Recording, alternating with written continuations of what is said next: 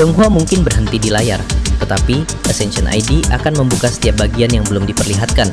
Sebelum kita lanjut ke ceritanya, cari posisi paling nyaman, dan jangan lupa siapkan kopi dan gorengan kalian. Oke, tanpa berlama-lama lagi, kita lanjut ke ceritanya.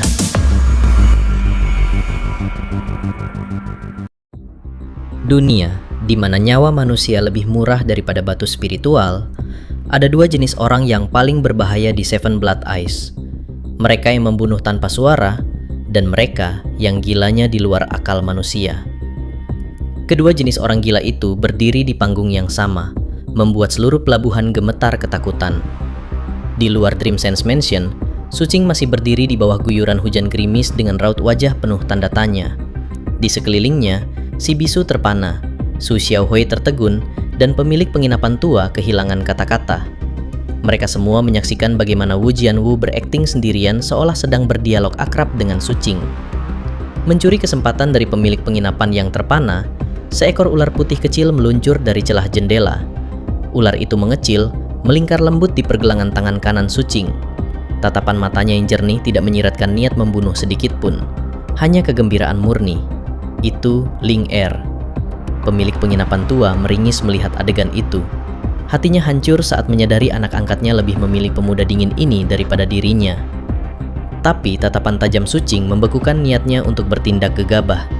Dengan nada merana, sang tetua-tua berteriak dalam bahasa makhluk gaib bahwa jika Ling Er ingin mendampingi Su Qing selamanya, ia harus mencapai ranah Foundation Establishment agar bisa berubah wujud menjadi manusia sempurna. Ling Er berat hati. Setelah mengusapkan kepalanya sekali lagi ke tangan Su Qing, ia melepaskan cengkeramannya dan kembali ke pelukan ayahnya. Su Qing lalu mengibaskan tangan pada Su Xiaohui. Dengan rasa syukur yang mendalam, Su Xiaohui bersujud di tanah basah sebelum akhirnya pergi. Setelah kerumunan membubarkan diri, Su Qing melompat masuk ke ruang pribadi melalui jendela. Di sana, Kapten Chen Erniu sedang duduk santai sambil mengunyah buah apel. Semua anggota tubuhnya yang sempat hilang di pertempuran telah tumbuh kembali sempurna. Sebuah regenerasi mengerikan dari teknik kuno yang ia sembunyikan. Su Qing menatap kaptennya dengan raut sangat serius, menanyakan kenapa hidung patung leluhur Seazombie bisa meledak. Kapten menyeringai, menganggap ini kesempatan emas untuk memeras sang adik seperguruan.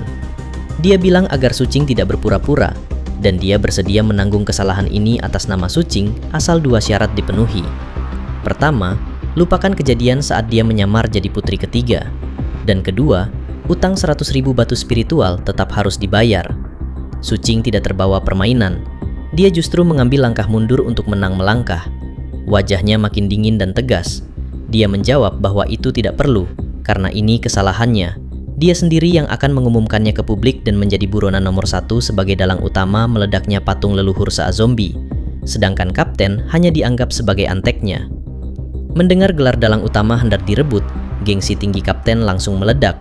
Kapten panik dan berteriak bahwa dialah dalangnya karena dia yang memakan daging Joyne, lalu menggigit patung itu sampai reaksi ilahinya meledak.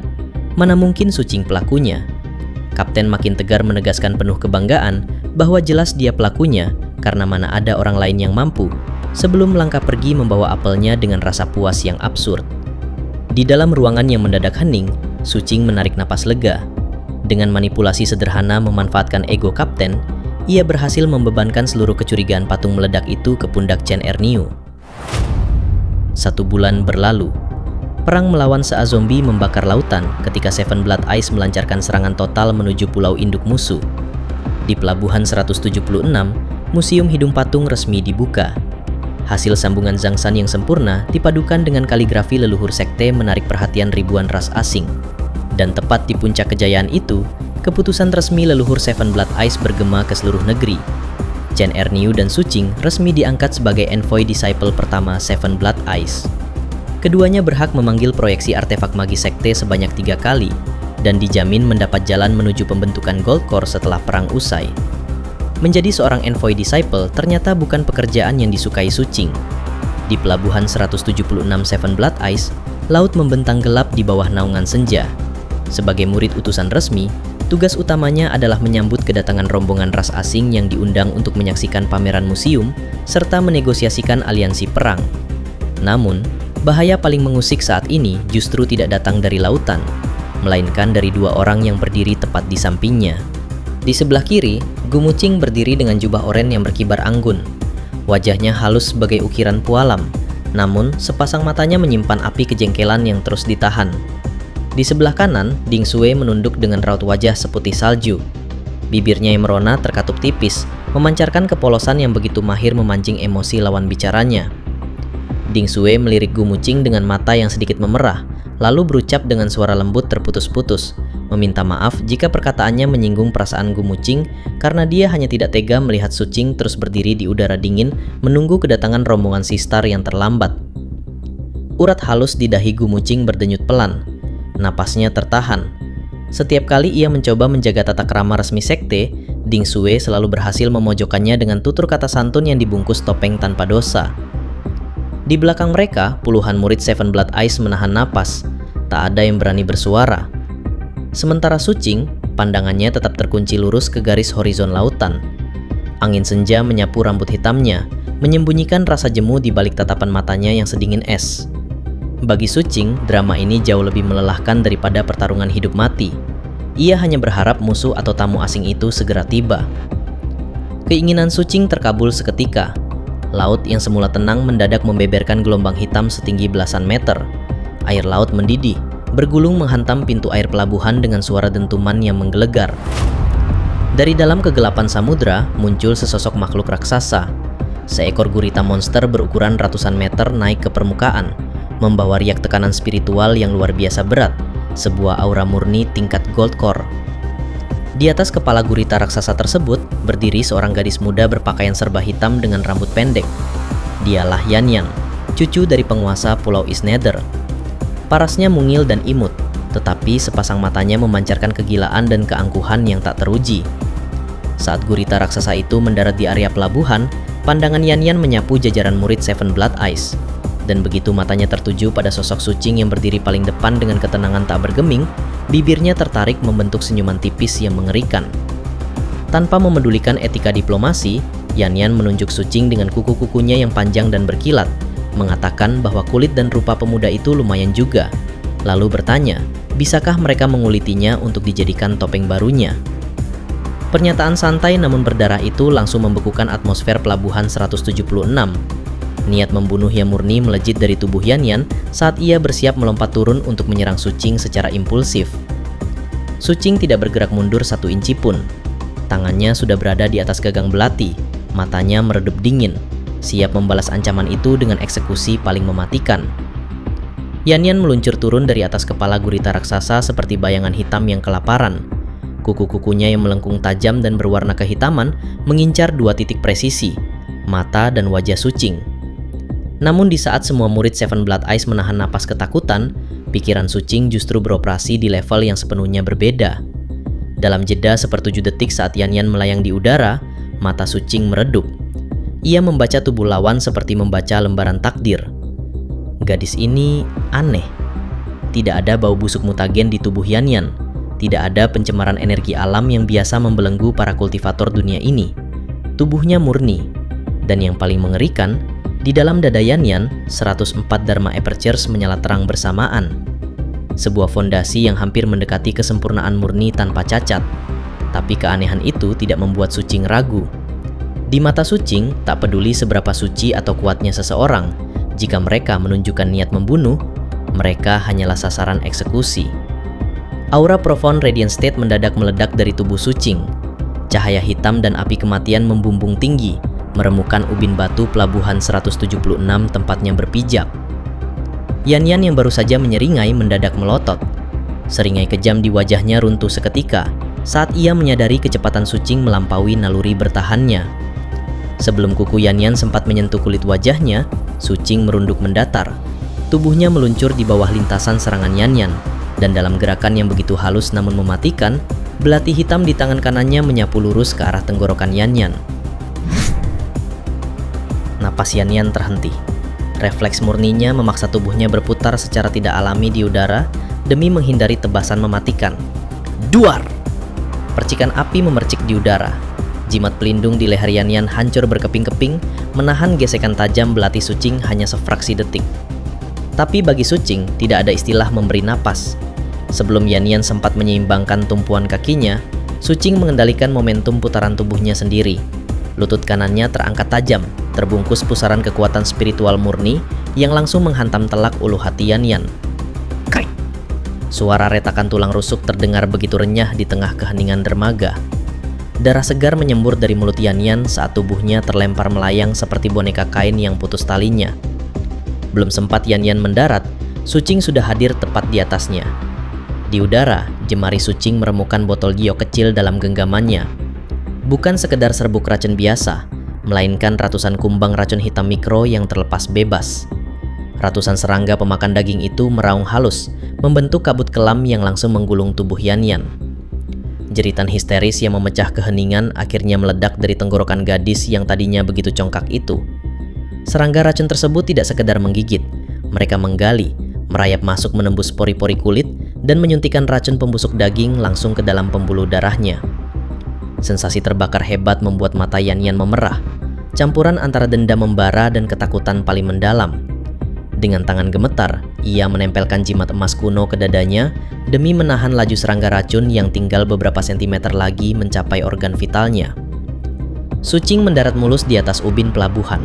Iron Skewer di tangannya sudah melayang pasif namun mematikan, sementara bayangan hitam di bawah kakinya menjulur liar, siap mengeksekusi Yan Yan secara permanen di detik berikutnya. Cukup! Sebuah suara guruh mendadak bergema dari arah puncak ke-6 Seven Blood Eyes. Tekanan Golkor tingkat tinggi menghantam seluruh pelabuhan 176, membekukan pertarungan secara paksa. Gelombang aura itu menekan bayangan liar Sucing dan menghentikan langkah pamungkasnya di tempat. Keheningan yang melingkupi pelabuhan 176 terasa begitu tebal, pekat, dan membakar paru-paru. Tidak ada hembusan angin laut, tidak ada suara deburan ombak yang biasanya menghantam tiang-tiang dermaga.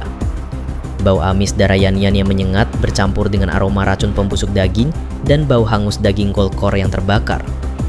Di tengah tekanan aura Golkor dari puncak ke-6 yang menindih bumi, hanya ada satu suara yang terdengar secara absurd. Suara kunyahan Chan Erniu yang santai, memakan tentakel gurita raksasa seolah-olah itu hanyalah camilan di warung pinggir jalan. Kapten menelan suapan terakhirnya dengan wajah puas, menepuk-nepuk tangannya untuk membersihkan sisa lendir laut. Ia berpaling ke arah Sucing, lalu melemparkan cengiran lebar yang memamerkan deretan giginya yang aneh. Lumayan renyah, Cing Er, bisik Chan Erniu dengan nada biasa, sama sekali tidak terpengaruh oleh gravitasi aura pahlawan tingkat atas yang sedang menekan pelabuhan 176. Daging binatang mitos tingkat Golkor emang beda teksturnya. Sayang cuma sempat dapat satu gigitan. Sucing tidak menjawab. Wajahnya tetap datar, seolah terpahat dari batu es. Ia perlahan menarik kembali bayangan hitamnya yang sempat menjulur liar di atas ubin pelabuhan. Bayangan itu menyusut, merayap naik, dan masuk kembali ke bawah naungan mantel seragamnya. Namun, matanya yang sedingin telaga purba tidak pernah lepas dari sosok Yan Yan. Gadis dari Pulau Isnetre itu masih berlutut di tanah, tersengal-sengal, memegang dadanya yang gemetar. Cahaya jimat emas kunonya makin redup, bersaing ketat menahan sisa racun kumbang hitam yang masih berusaha menggerogoti organ dalamnya. Matanya yang dulu penuh kecongkakan kini cuma menyisakan trauma. Ia menatap Sucing bukan lagi sebagai mangsa, melainkan sebagai sesosok iblis yang baru saja lolos dari neraka. Aura Golkor dari puncak ke-6 di udara perlahan surut, meninggalkan atmosfer yang terasa begitu berat bagi semua pasang mata di pelabuhan. Para utusan asing dan anggota pasukan Sistar berdiri kaku bagai patung. Tidak ada satupun dari mereka yang berani bernapas keras. Pesan yang ditinggalkan sore itu di pelabuhan 176 tercetak sangat jelas dengan tinta darah. Seven Blood Eyes bukanlah tempat di mana orang luar bisa memamerkan kekuasaan. Dan murid di dalamnya adalah sekumpulan jagal yang tidak akan ragu memotong leher siapapun.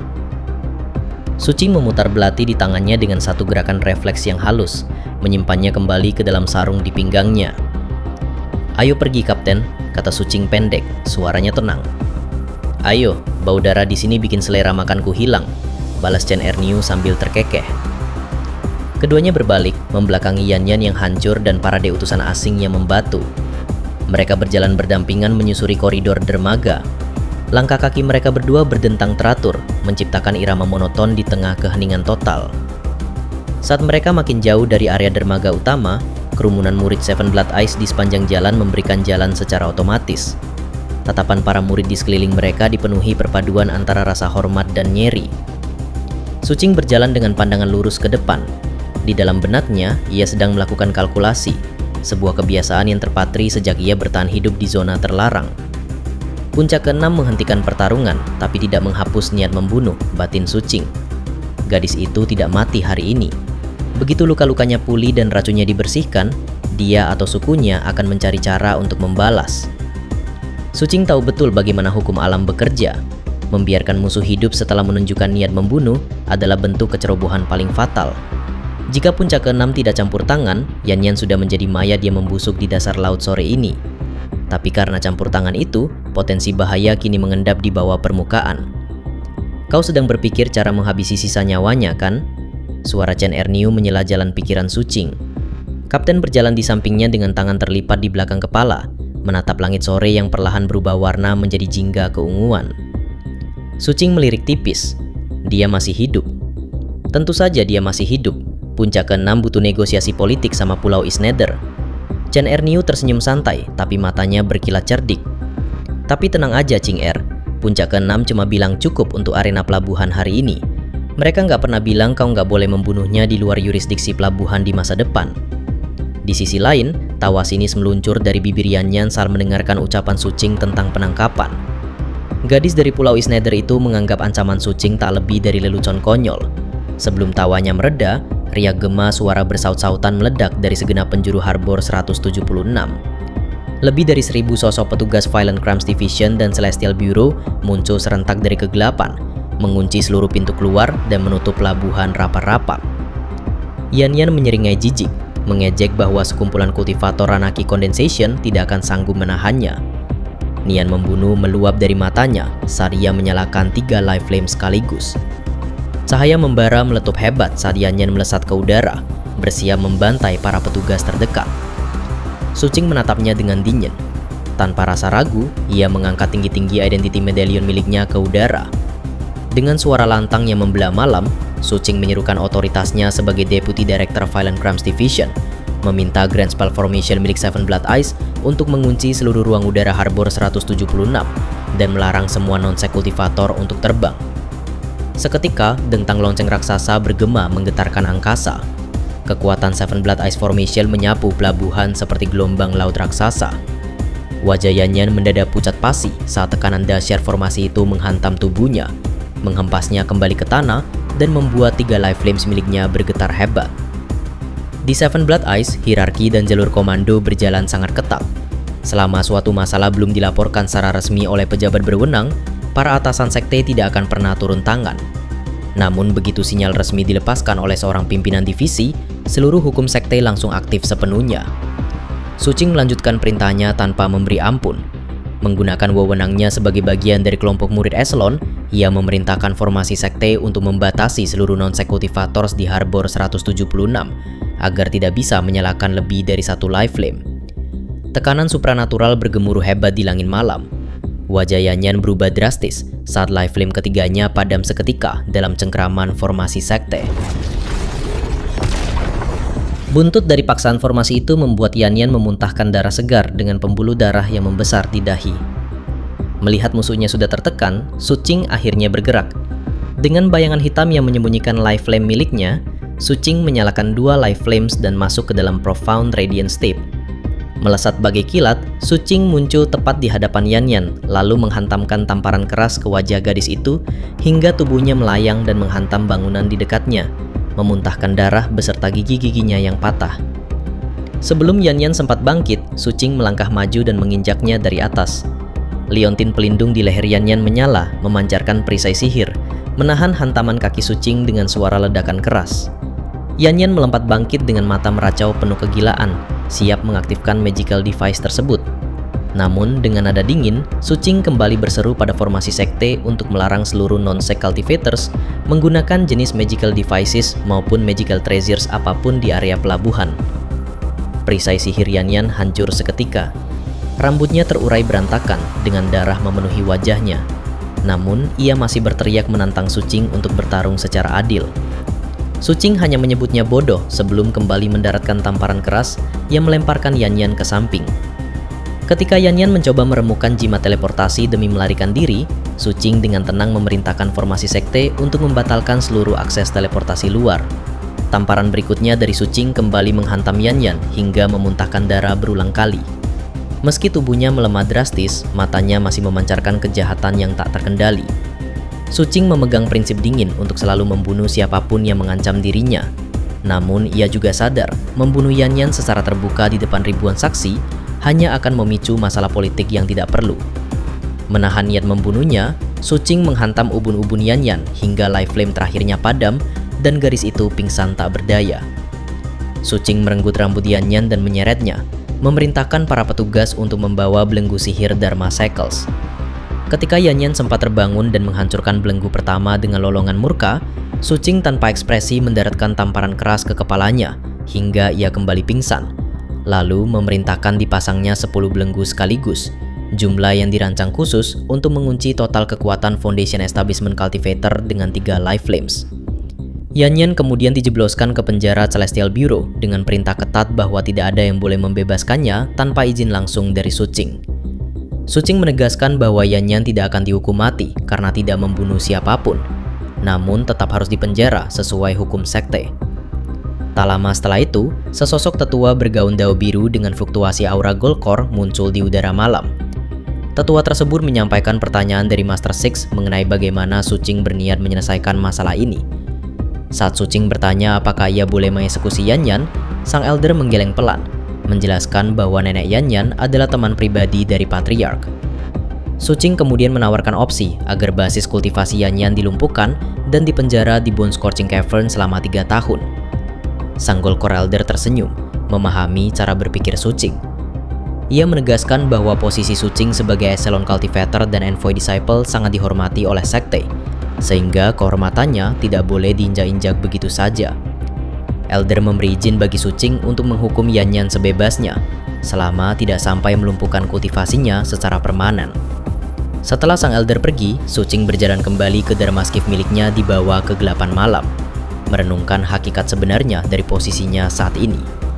Sistem off-peak disciples yang seperti venomous bugs in a jar, serta on-peak disciples yang seperti lone wolves, ternyata memuncak pada tingkatan echelon, di mana sekte akan melindungi, memanjakan, dan memberikan otoritas hukum penuh bagi mereka yang terpilih. Di dalam Seven Blood Eyes, selama ia tidak melanggar aturan sekte secara langsung, Su Qing kini pada dasarnya adalah sang hukum itu sendiri. Dan cerita pun bersambung.